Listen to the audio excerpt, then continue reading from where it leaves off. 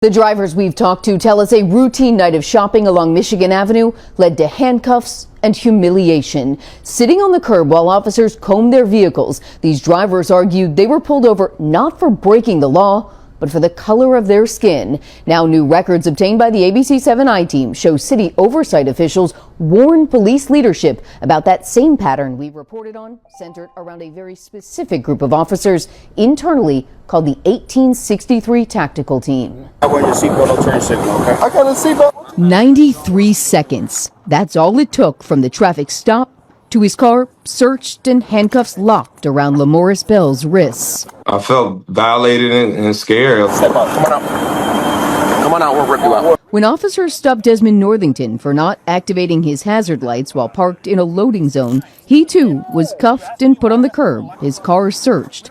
That escalated in just 60 seconds. And I feel like I was profiled. I'm young, I'm African American. Both of those drivers were eventually released without charges or citations. They're just two of dozens of drivers who filed formal complaints over stops and searches by the 1863 Tactical Unit here, according to new records obtained by the I-Team.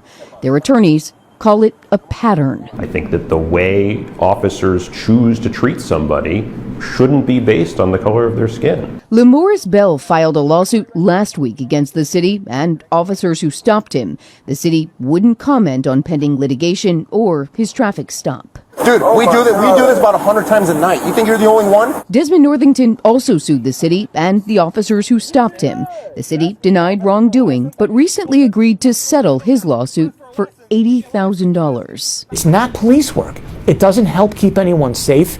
It makes people fear and disrespect the police, and it costs the city hundreds of thousands of dollars. After filing multiple Freedom of Information Act requests for police records, the I-Team found police leaders were warned of concerning and problematic patterns by this tactical team last year by the Civilian Office of Police Accountability, or COPA, the independent city agency that investigates allegations of police misconduct. In a letter dated December 27, 2024, obtained by the I-Team, a director of investigations for COPA informed the 18th District Commander that, quote, over the past year, COPA had received over 50 complaints related to the 1863 Tactical Team. COPA said more than 90% of the complaints involved black drivers, despite black residents comprising only 6% of the district's population. The letter said that while some of the stops may have been justified, the racial disparity may be indicative of implicit bias and or racial profiling.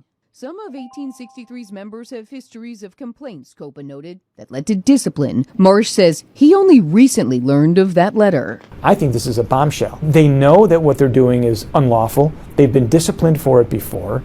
They're continuing to be disciplined for it. The I-Team found no formal response by Chicago police to COPA's specific concerns last December, but in a letter addressed to the agency leadership nearly 3 months later, Superintendent Snelling referenced the 18th District letter and requested that, per city rules, all further communication go through him rather than directly with district leadership. The Chicago Police Department declined our request for an interview.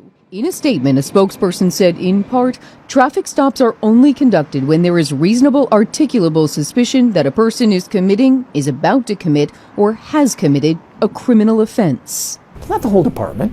It's not even most of the department. In fact, here, it is. I think there is a clear problem with the 18th District, and obviously a clear problem with 1863. After so many years of talk about reform and oversight, we have Chicago police officers who are still doing things in the old ways. The Chicago Police Department told us all members of the 1863 Tactical Team are still on the police force. Chicago police say Superintendent Snelling is, quote, committed to implementing a new traffic stop policy rooted in constitutional policing that may include new restrictions on when officers can search vehicles. No timeline has been given on when that new